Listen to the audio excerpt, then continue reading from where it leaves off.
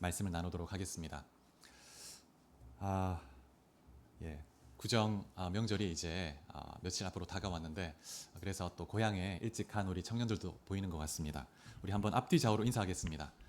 새해 복 많이 받으십시오 하고 인사할까요?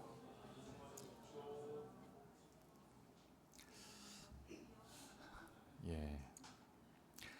지난 시간에 바울이 벨릭스 총독 앞에서 증언했던 내용을 살펴보았습니다.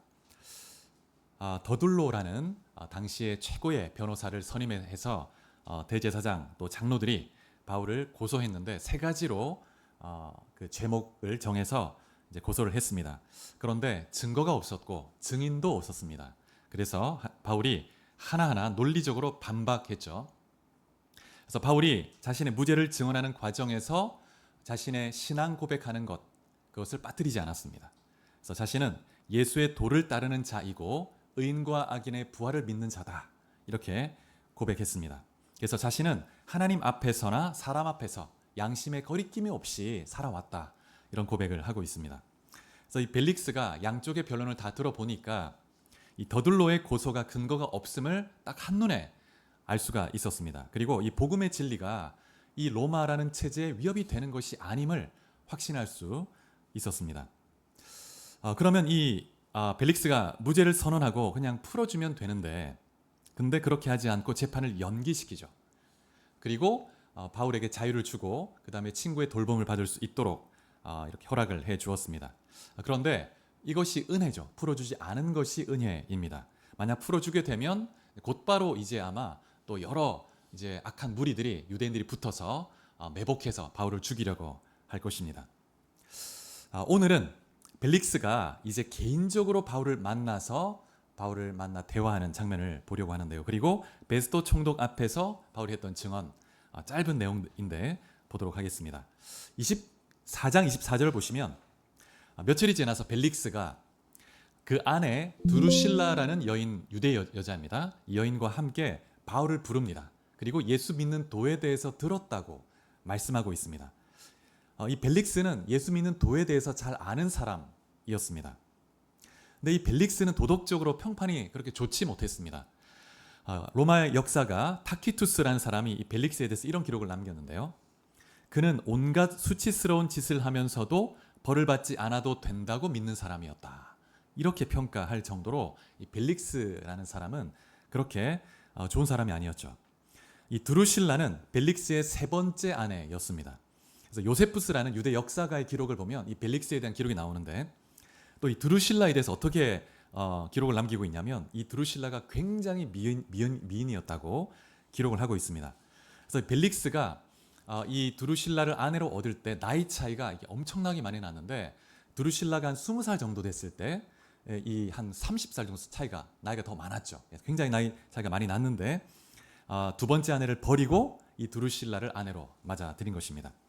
근데 이 드루실라도 이 벨릭스가 두 번째 남편이었습니다. 첫 번째 남편이 있는데 그 남편과 이혼하고 버리고 이 벨릭스와 결혼을 한 것이죠. 근데 이 과정에서 벨릭스가 유대인 마술사를 고용합니다. 시몬이란 마술사를 고용해서 드루실라에게 보내서 설득을 하는 거예요. 그래서 신의 이름으로 드루실라에게 뭐라고 하냐면 벨릭스와 결혼을 하면 너가 더 나은 미래를 이렇게 보장받고 안정된 삶을 살게 될 것이다. 이렇게 미혹을 한 것입니다. 그래서 이 드루실라도 그 첫 번째 남편을 버리고 그 젊은 나이에 야망을 가지고 이렇게 벨릭스와 결혼을 한 것입니다. 그래서 이러한 행위들은 유대인들에게 굉장히 그 율법을 어긴 것이고 부정한 부도덕한 일로 비판을 받게 되었습니다. 그래서 바울도 이 사실을 알았을 것입니다. 그래서 바울이 이 부부에게 의에 대해서, 절제에 대해서, 또 심판에 대해서 담대하게 그 면전에서 이렇게 말씀을 전한 것이죠. 그래서 바울이 이 의, 절제, 심판에 대해서 어떤 메시지를 전했을까 좀 유추를 해보면 여러분이 성경에서 의라는 것은 하나님의 기준을 의미합니다. 하나님의 기준. 그래서 하나님의 기준에 합한 자를 의롭다고 하는 것이죠. 그리고 하나님 앞에 의롭담을 받은 사람이 하나님과 사귐을 가질 수 있고 교제하고 하나님과 관계를 맺을 수가 있습니다. 그런데 인간은 죄로 인해서 그 마음이 부패하고 타락했기 때문에 그 스스로의 힘으로는 하나님의 기준에 도달할 수가 없는 것이죠. 그래서 하나님이 예수 그리스도를 이 땅에 보내주셨습니다. 예수님은 이 땅에 오셔서 하나님의 기준에, 율법의 기준에 완전하게 합한 그런 삶을 사셨습니다. 완전히 의로운 분이시죠. 그러한 분이 우리 죄를 대신 짊어지시고 십자가에서 죽으신 것입니다. 그래서 우리를 대신해서 형벌을 받으신 거죠. 그래서 완전한 속죄를 이루셨습니다. 그리고 사흘 만에 부활하셨죠. 그래서 예수를 믿는 사람은 죄를 사함받고 형벌을 면제받습니다. 뿐만 아니라 거기서 그치는 것이 아니고 예수님의 그 완전한 의를 우리에게 전가해 주시고 선물로 주시는 거죠. 놀라운 은혜가 아닐 수가 없습니다. 그래서 이 선물을 받은 사람은, 이 은혜를 입은 사람은 절제의 삶을 살게 되는 것이죠. 주님을 더 닮고 싶고 죄를 미워하게 되고 더 이상 옛 삶 가운데 머물 수가 없는 것입니다. 그래서 바울은 성령의 열매 중에서 특별히 절제를 강조하면서 이 부부의 무절제한 야망, 그런 어떤 탐심, 음란 이런 것을 아주 강하게 지적을 했던 것이죠. 그래서 예수 믿기 이전에는 세상의 기준에 따라서 세상 욕심과 유혹에 이끌리는 대로 살았다면 예수를 믿고 난 이후에는 이제 완전한 의를 은혜의 선물로 받고 더 이상 옛자 욕심을 따라 살 수 없습니다. 때로 넘어지기도 하고 옛 유혹에 끌리기도 하지만 지속적으로 옛 삶에 머물 수가 없습니다. 그래서 죄를 미워하게 되고 또 절제하면서 하나님이 기뻐하시는 뜻을 따라 한 걸음 한 걸음 나아가게 되죠. 주님을 닮아가는 삶을 살게 되는 것입니다. 이러한 사람, 정말 절제하며 하나님의 뜻을 따라 산 자에게는 심판이 주어지지 않습니다. 그러나 절제 없이 옛 자아가 이끄는 대로 지속적으로 유혹의 욕심을 따라, 탐심을 따라, 음란을 따라 살아가게 된다면 그 사람에게는 하나님의 엄중한 심판이 있을 것이다. 이런 메시지를 강하게 선포한 것입니다. 그래서 이러한 말씀을 듣고 벨릭스가 두려워했다고 말하고 있습니다. 두려워했다고. 그 삶이 부도덕했기 때문에 또 탐심과 음란 이런 것으로 가득했기 때문에 찔림이 있었던 거죠. 근데 두려워하면서도 곧바로 회개하고 돌이키는 것이 아니고 주저하다가 그냥 돌아가 버렸습니다. 그래서 25절에 보면, 24장 25절에 보면 지금은 가라, 지금은 가라. 내가 틈이 있으면 너를 부르겠다. 이렇게 얘기합니다. 지금은 가라, 지금은 가라. 이런 반응을 하죠. 여러분, 우리도 이렇게 하나님 말씀에 반응할 때가 있습니다. 지금은 말고, 지금은 좀 힘들고 다음에 하지 뭐, 다음에 하지. 여러분, 하나님께서 여러분에게 말씀하시는데 주저하며 미루는 부분이 있지 않는지 한번 돌아보시기 바랍니다. 이후에 벨릭스가 그렇게 불편함이 있으면서도 바울을 여러 번 자주 부릅니다. 그래서 자주 같이 이야기를 하는데 그 이유가 뭐냐면 그 본문에 보면 바울에게서 돈을 받을까 해서 그렇게 바울을 불러서 얘기를 나누었다는 거예요. 은근히 돈을 기대했다는 거죠. 근데 벨릭스는 바울이 돈이 많을 것이라고 기대했던 것 같습니다. 왜 그랬을까 생각해 보면 바울이 이제 친구들이 많이 방문할 수 있도록 허락해 주었는데 바울의 지인 중에서, 친구 중에서는 유력한 사람도 많이 분명히 있었을 거예요. 그래서 그런 사람들이 방문을 하니까 이 바울이라는 사람이 돈이 많구나. 그러면 좀 이렇게 뇌물도 받을 수 있겠다. 이렇게 생각을 했던 거죠. 그래서 벨릭스가 이 바울이 죄가 없음을 알았음에도 불구하고 2년이나 이렇게 구류해 두면서 수감시켜 두었고 그렇게 바울을 이렇게 종종 만나면서 은근히 돈을 기대했던 것이죠. 그리고 27절에 보면 24장 27절에 보면 벨릭스가 유대인의 마음을 얻고자 했다고 말하고 있습니다. 그래서 바울을 구류시켜 두었던 것이죠. 참 비겁한 것이죠. 이 벨릭스를 보면 참 생각이 너무 많습니다. 보통 정치인, 간사한, 당리당략을 쫓는 이런 정치인의 모습을 여실히 보여주고 있습니다. 예수 믿는 도에 대해서 알고 싶은 마음도 있습니다. 두려워해요. 그리고 바울을 불러서 말씀도 듣고자 합니다. 그런데 그러면서도 복음을 받아들이지 못하고 주저하고 그리고 돈을 또 사랑합니다. 돈을 사랑하고 또 권력자로서 유대인의 지지가 너무 중요하니까 유대인의 지지를 얻기 위해서 또 그들에게도 또 마음을 기울이는 거죠. 이 벨릭스를 보면 이 복음서에서 두 가지 장면이 연상이 되는데 첫 번째는 마가복음 10장에 나오는 부자 청년이죠. 우리가 한 구절 찾아보겠습니다. 마가복음 10장 21절.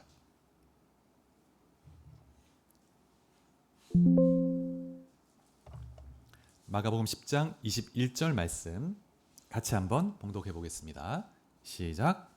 예수께서 그를 보시고 사랑하사 이르시되 내게 아직도 한 가지 부족한 것이 있으니 가서 내게 있는 것을 다 팔아 가난한 자들에게 주라. 그리하면 하늘에서 보화가 내게 있으리라. 그리고 와서 나를 따르라 하시니. 이 말씀을 보면 부자 청년을 보시고 주님이 사랑하사 사랑을 느끼셨습니다. 그리고 이 청년에게 천국의 문으로 초대하시는 거죠. 그래서 너에게 있는 것을 다 팔아 가난한 자들에게 주고 나를 따르라, 나를 따르라. 그런데 이 청년이 탐심이 많았던 것입니다. 그래서 고민하다가 주저하다가 그냥 돌아가 버렸습니다. 이 청년도 어쩌면 벨릭스처럼 그 마음속으로 지금은 말고 지금은 좀 힘들고 다음에 한번 생각해보자, 그런 마음이었을지 모르겠습니다. 그랬는데 다시 돌아오지 못했습니다. 이 기회를 놓친 거예요. 천국문으로 다시 돌아오지 못합니다. 여러분, 지금이 결단의 때이고 지금 현재가 나에게 은혜의 때이고 결단의 때이다. 그래서 미루지 않고 하나님 말씀하실 때 예 하나님, 제가 주님께 순복합니다, 순종하고 따르고 하나님을 붙들 때, 그때 하나님 은혜가 임하게 되는 것이죠. 두 번째 장면은 마가복음 4장 18절 19절입니다. 또 한번 찾아볼까요? 마가복음 4장 18절 19절. 자, 같이 한번 봉독해 보겠습니다. 시작. 또 어떤 이는 가시떨기에 뿌려진 자니 이들은 말씀을 듣기는 하되 세상의 염려와 재물의 유혹과 기타 욕심이 들어와 말씀을 막아 결실하지 못하게 되는 자요. 이 말씀에 보면 하나님 말씀의 씨앗이 가시떨기에 떨어졌습니다. 근데 이 가시떨기는 세상의 염려, 욕심들이라고 말씀하고 있습니다. 근데 이것들이 말씀을 막았다는 거예요. 말씀이 질식되게 한다, 이런 뜻입니다.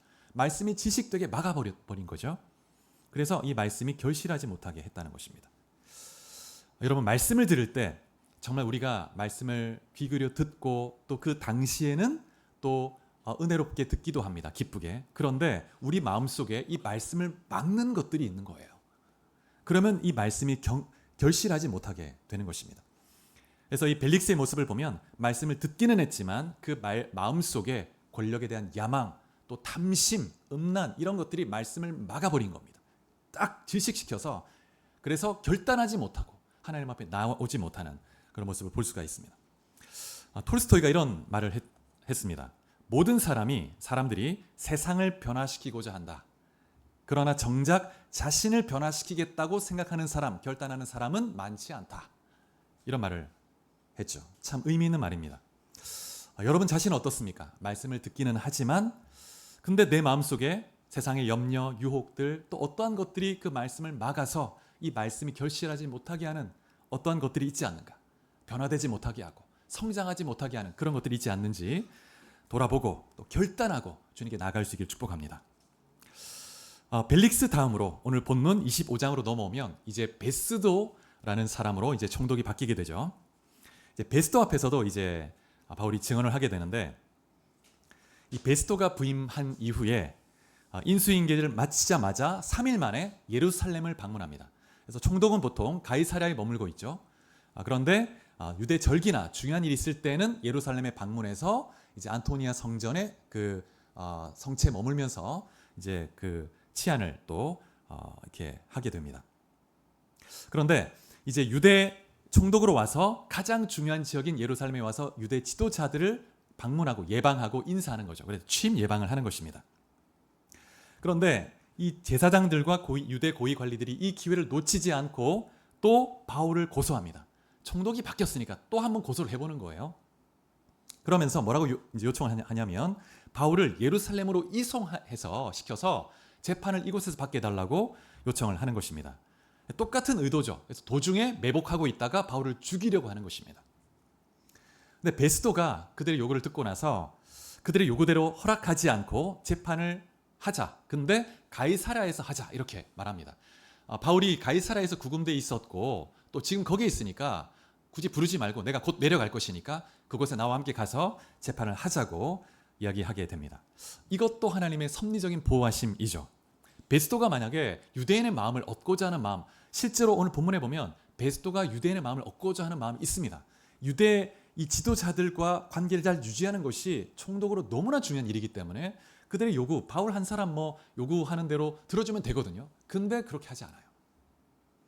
그렇게 허용해 주었다면 바울이 또 죽게 되었을 것입니다. 그래서 결국 이제 하나님의 섭리적 보호하심으로 가이사랴에서 다시 한번 재판이 벌어지게 되죠. 그런데 2년 전처럼 똑같이 증인도 없고 증거도 없는 것입니다. 그래서 바울이 오늘 본문 8절에 보면 당당히 이제 변명하게 되는데 이렇게 말합니다. 바울이 변명하여 이르되 유대인의 율법이나 성전이나 가이사에게 내가 도무지 죄를 범하지 아니하였노라. 이렇게 당당하게 말하고 있습니다. 이 베스토도 이 바울을 처벌할 근거를 찾지를 못했습니다. 그럼에도 불구하고 이 베스토가 유대인의 마음을 좀 얻고자 해서 그래서 뭐라고 얘기하냐면 바울에게 너가 예루살렘에 가서 재판을 받을래? 이렇게 질문을 하는 거죠. 유대인에게 좀 치우친 재판을 하는 거예요. 어떤 면에서 보면 굉장히 위기의 순간입니다. 바울이 이 순간 어떻게 해야 될까? 결정하는 것에 따라 자신의 생명이 오고 가는 것입니다. 그런데 바울이 유대인들의 이 계략을 간파하고 있는 거예요. 그 의도를 다 꿰뚫고 있습니다. 마귀의 덫을 딱 아는 거예요. 그래서 딱 거절을 해버립니다. 이 장면을 보면 마귀가 참 얼마나 이 끈질긴가 볼 수 있습니다. 2년이 지났는데 또 바울을 죽이려고 이 복음의 빛의 사자, 빛의 이방인의 그 그릇을 하나님 뜻대로 사용받지 못하게 하기 위해서 어찌하든지 죽이려고 안달이죠.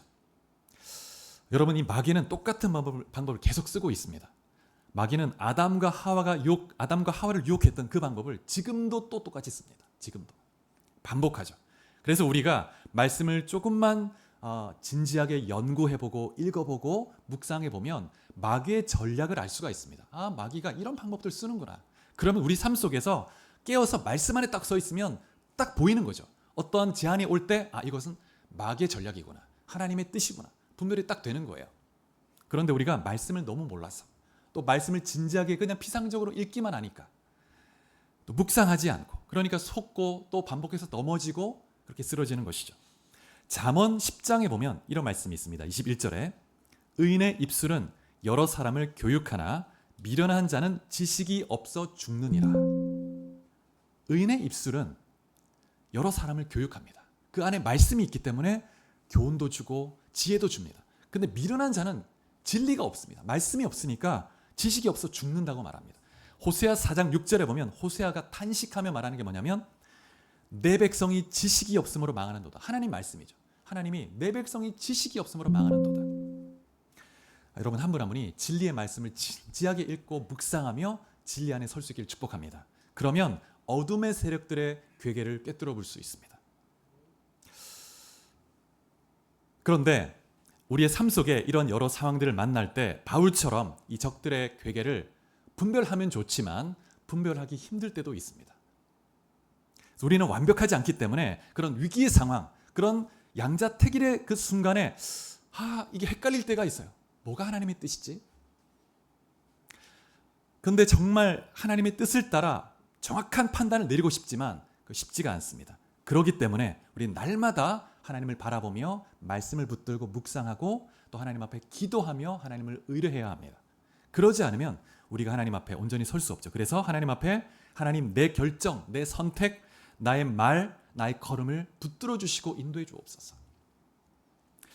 그렇게 하루하루를 하나님 앞에 의탁하며 나아갈 때 그때 우리가 올바른 결정 가운데 나갈 수 있도록 하나님이 지혜 주시고 통찰을 주시고 또 믿음을 주시는 것이죠. 우리 잠언 20장 5절 한번 찾아보시겠습니다. 잠언 20장 5절. 자, 같이 한번 봉독해 볼까요? 시작. 사람의 마음에 있는 모략은 깊은 물 같으니라. 그럴지라도 명철한 사람은 그것을 길어내느니라. 사람 마음 가운데 숨겨진 생각, 의도, 악한 전략, 괴계, 깊은 물 같아서 드러나지 않습니다. 드러나지 않죠. 근데 무슨 의도, 무슨 목적 가지고 있는지 여러 가지 제안을 해오는데 쉽지 않죠. 아는 것이. 그런데 명철한 사람은 그 마음에 있는 것을 길어낸다는 거예요. 딱 분별한다는 것입니다. 그래서 하나님께서 바울에게 지혜와 명철을 딱 주셔서 딱 제안이 오는 순간 바로 분별하는 것입니다. 여러분 한 분 한 분 또한 기도 가운데 말씀 위에 딱 서 있으면 어떠한 제안이 올 때 어떠한 양자택일의 순간에 딱 설 때 이것이 하나님 뜻이구나 명확해지는 거예요. 여러분 한 분 한 분이 어떠한 상황 가운데 있든지 주님을 바라보고 진리를 명확히 분별하며 주의 길로 갈 수 있는 여러분들 되시기를 축복합니다.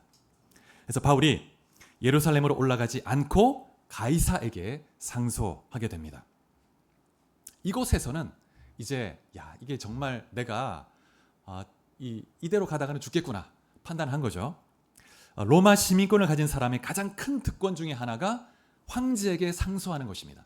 황제에게 상소하면 그 누구 어떤 재판관도 함부로 하지 못하고 보호해주고 존중해주어야 합니다. 그래서 바울이 오늘 본문 11절 12절에 아주 당당하게 이야기하는데 같이 한번 읽어보실까요? 10절 11절 자 시작. 바울이 이르되 내가 가이사의 재판자리 앞에 섰으니 마땅히 거기서 심판을 받을 것이라. 당신도 잘 아시는 바와 같이 내가 유대인들에게 불의를 행한 일이 없나이다. 만일 내가 불의를 행하여 무슨 죽을 죄를 지었으면 죽기를 사양하지 아니할 것이나 만일 이 사람들이 나를 고발하는 것이 다 사실이 아니면 아무도 나를 그들에게 내줄 수 없나이다.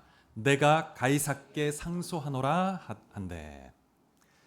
이 말을 보면 바울은 죽음에 대한 두려움이 전혀 없습니다. 담대히 내가 죄가 있다면 죽겠다. 그런데 어떠한 죄도 없다는 거예요. 가이사에게나 또 그 누구에게도. 여러분, 바울은 죽음 이후에 엄중한 하나님의 심판이 있다는 걸 알았죠. 그럼에도 두려워하지 않았습니다. 그것은 그 안에 그리스도께서 거하시고 그에게 영원한 생명이 약속되어 있다는 걸 믿었기 때문이죠. 삶도 죽음도 바울을 절대 속박하지를 못했습니다. 빌립보서 1장에 보면 20절 21절에 이렇게 말합니다. 나의 간절한 기대와 소망을 따라 아무 일에든지 부끄러워하지 아니하고 지금도 전과 같이 온전히 담대하여 살든지 죽든지 내 몸에서 그리스도가 존귀하게 되게 하려 하나니 이는 내게 사는 것이 그리스도니 죽는 것도 유익함이라. 살든지 죽든지 내 안에서 그리스도가 존귀케 되게 하려 한다. 죽는 것도 유익하다. 내 안에 그리스도께서 계시니 나에게 영원한 생명이 약속되어 있고 두려워할 게 없는 거예요. 그 무엇도 이 바울을 속박할 수가 없습니다. 그래서 죽음에서 자유한 사람은 그 무엇도 그를 속박할 수가 없는 것입니다. 그래서 바울이 이제 삶도 죽음도 두려워하지 않았고 매이지 않았지만 가이사에게 상소하는데 두 가지 이유가 있죠. 첫 번째는 그래도 하나님의 뜻 가운데 그냥 삶을 포기해서는 안 되죠. 공정한 재판을 받기 위해서. 이곳에서는 공정한 재판이 불가능한 것입니다. 그래서 이제 황제에게 상소를 하게 됩니다. 지금 벨릭스도 그렇고 그 다음에 베스터도 그렇고 크게 다르지가 않습니다. 유대인의 마음을 얻는 데 더 치중해 있는 것입니다. 그래서 바울이 공정한 재판을 위해서는 로마로 가서 황제 앞에서 그 황제 법정에서 재판을 받아야 되겠다 생각하는 것입니다. 두 번째 황제에게 상소한 이유는 예수님께서 바울 곁에 서서 해주셨던 그 말씀의 약속을 기억했기 때문입니다. 너가 로마에서도 증언하게 될 것이다. 그 믿음을 가지고 하나님 나를 로마로 인도해 주십시오. 황제에게 상소하고 그러면 로마로 가겠구나. 원래 바울은 죄인의 신분으로 그렇게 구금된 상태로 결박된 채로 가고 싶지 않았을 거예요. 그럼에도 불구하고 하나님 나를 이러한 방법으로라도 인도하신다면 제가 로마로 가겠습니다. 인도해 주십시오. 그러한 마음으로 황제에게 상소를 한 것이죠. 그래서 세계 중심지인 로마에 가서 복음을 증거하고 땅끝까지 가기를 원했던 것입니다. 그래서 바울의 마음속에는 오로지 정말 이 복음에 대한 복음의 증인으로서의 사명을 그 마음에 담고 나갔던 것입니다. 바울이 이 황제에게 상소하는 이 장면을 보면서 우리에게 주어진 성도의 권리를 생각했는데요. 여러분, 예수의 피로 구속된 하나님 나라의 시민들에게도 이러한 상소의 권리가 있는데 어떠한 상황에 있든지 우리는 예수 그리스도에게 상소할 권리가 있습니다. 그러면 그리스도께서 우리를 위해서 변호해 주시는 것입니다. 우리가 말씀을 한번 찾아보겠습니다. 로마서 8장 33절 34절입니다. 로마서 8장 33절 34절. 자, 이 앞에 스크린도 나와 있습니다. 자, 같이 한번 봉독해 보겠습니다. 시작. 누가 능히 하나님께서 택하신 자들을 고발하리요? 의롭다 하신 이는 하나님이시니 누가 정죄하리요? 죽으실 뿐 아니라 다시 살아나신 이는 그리스도 예수시니 그는 하나님 우편에 계신 자요 우리를 위하여 간구하시는 자시니라. 여러분, 사단은 끊임없이 우리를 정죄합니다. 공격합니다. 너는 하나님 앞에 나갈 수 없다. 너는 너 같은 자가 어떻게 하나님 앞에 설 수 있겠냐? 이렇게 하면 끊임없이 정죄하고 공격하고 덫을 넣고 우리를 죽이려고 안달이 나 있죠. 이렇게 정죄해도 우리는 언제든지 우리는 주님께 상소할 수 있습니다. 우리를 위해서 변호해 주시고 기도해 주시는 주님이 계시죠. 그분께 상소하면 주님은 우리를 보호해 주시는 것이죠. 또 마지막에 종말에 부활하게 될 텐데 의인과 악인 모두가 부활해서 하나님의 심판대 앞에 설 때 우리는 하나님 나라의 자녀로 상소할 수 있는 거예요. 예수 그리스도께 상소하는 것입니다. 그러면 그리스도가 우리 의가 되셔서 우리를 영원한 천국의 영생으로 인도해 주시는 것입니다. 여러분 한 분 한 분이 하나님 나라의 시민이고 백성인 줄 믿으시기 바랍니다. 그래서 언제든지 어떠한 상황 가운데 있든지 주님께 나가서 상소할 수 있고 또 도움을 요청할 수 있죠. 그러면 주님은 우리를 도우시고 인도하시고 역사해 주시는 것입니다. 여러분 바울이 정말 힘든 상황 가운데서도 낙심하지 않고 그 2년의 시간 동안 주님을 바라보며 로마에 가서 복음을 증거할 그 비전을 가지고 기도하며 인내했습니다. 여러분 어떠한 상황 가운데 있든지 낙심치 않고 인내함으로 주님 바라볼 수 있길 축복합니다. 그리고 어떠한 상황 가운데 있든지 우리의 그리스도 예수, 내가 그분께 상소하기만 하면 주님은 나를 도우실 것이다. 믿음을 갖고 두려워하지 않고 승리하는 여러분 삶이 될 수 있기를 주 이름으로 축복합니다. 같이 한번 기도하시겠습니다. 말씀을 생각하면서